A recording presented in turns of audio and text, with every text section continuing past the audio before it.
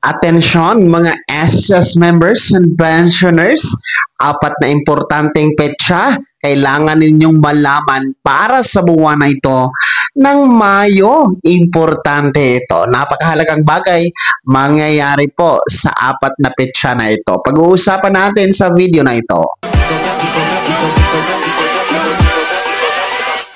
Hold up.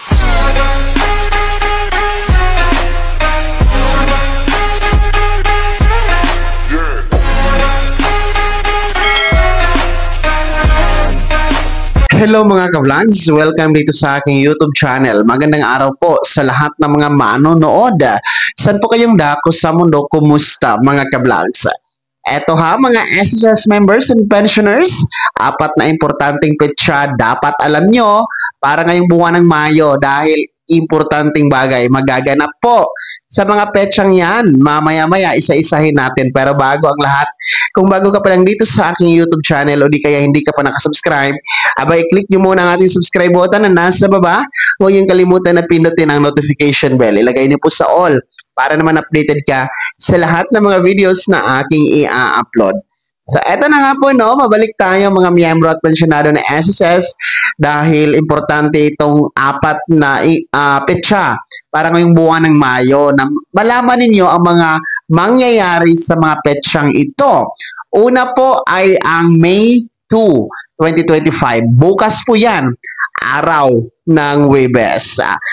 Deadline na po bukas. Last day na po para po sa ating pagboto sa SSS para po mapili bilang People's Choice Award dito sa Stevie Award mga ka-vlogs, no? Under the Asia Pacific Stevie Award.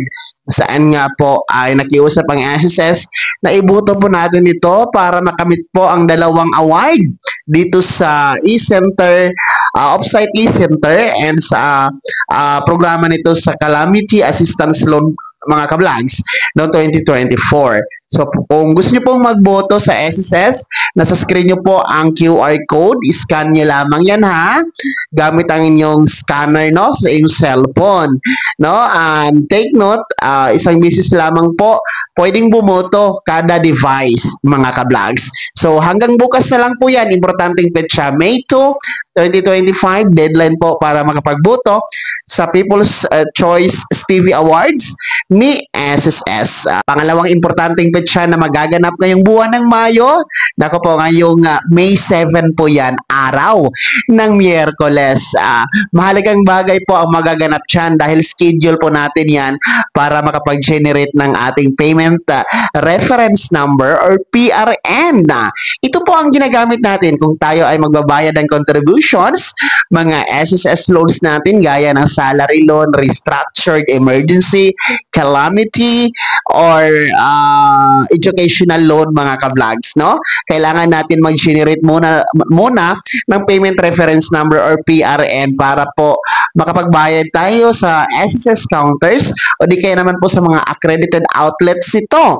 Kaya napakahalaga po ang May 7. Schedule po yan to generate our payment reference number. Hindi kasi tayo makapagbayad no, ng ating mga babayarin kay SSS kapag wala talaga tayong maipakita na payment reference number. So, yan po ay ma-generate gamit ang ating My.SSS account mga ka-vlogs.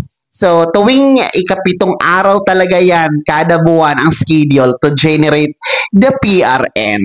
Pangatlong importanteng petsa ang meron ngayong buwan ng Mayo. Importanteng bagay magaganap ay ngayong May 16, araw ng Friday po yan, no? Araw ng Biyernes po yan mga ka-vlogs. Dahil para po ito sa magandang balita, no? Para sa ating mga pensyonado na kabilang sa second batch. Dahil ang inyong pensyon ngayong buwan ng Mayo, magaganap po o makikredit sa inyong ATM card ngayong May 16, 2025, araw ng Biyernes. So, regular crediting schedule po ang magaganap sa inyo, mga second batch. Kasi kung nakikita nyo sa iyong kalendaryo, ang May 16, no, hindi naman po siya holiday, hindi din po siya natapat sa weekend. Kaya regular crediting schedule ang magaganap sa inyo ngayong May 16, mga second batch. So asahan nyo po ang inyong pensyon na makikredit po at magre-reflect sa inyong ATM card ngayong May 16.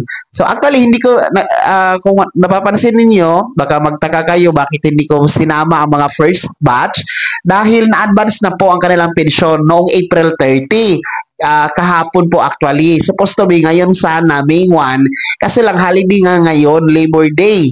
So, na-atras, na-advance ng isang araw. Yun pong rules ni SSS mga kablogs, no? Under the circular po ni SSS na i-atras sa pinaka-last working day nito kung natapat sa holiday. So, hindi na natin isama sa Mayo yung first batch kasi na-advance na nila kahapon, April 30. So, ito mga second batch, ay regular crediting schedule which is May 16. Pang-apat at panghuling importanteng petsa na meron ngayong buwan ng Mayo, napakahalaga din dito, ay ngayong May 31. Actually, araw ng Sabado po yan. Deadline po yan para sa ating mga pensionadong merong buwan ng kapanganakan o magse-celebrate ng birthday ngayong buwan ng Mayo. No? Deadline po sa pag-comply ng inyong Annual Confirmation of Pensioners or SSS ACOP. No? Para tuloy-tuloy ang pagtanggap ng buwan ng pensyon kay SSS, hindi mapuputol ito. Abay, i-comply dapat ha ang ACOP. Mas maganda ngayon pa lang simulan nyo na. No? Huwag nyo nang paabutin ang deadline na May 31. No? Ngayon pa lang pwede nyo nang simulan. Pumunta kayo sa pinakamalapit na SSS branch o di kayo naman po mag-video conference. Pwede din po ang mga selected banks na diniklara po ni SSS. No?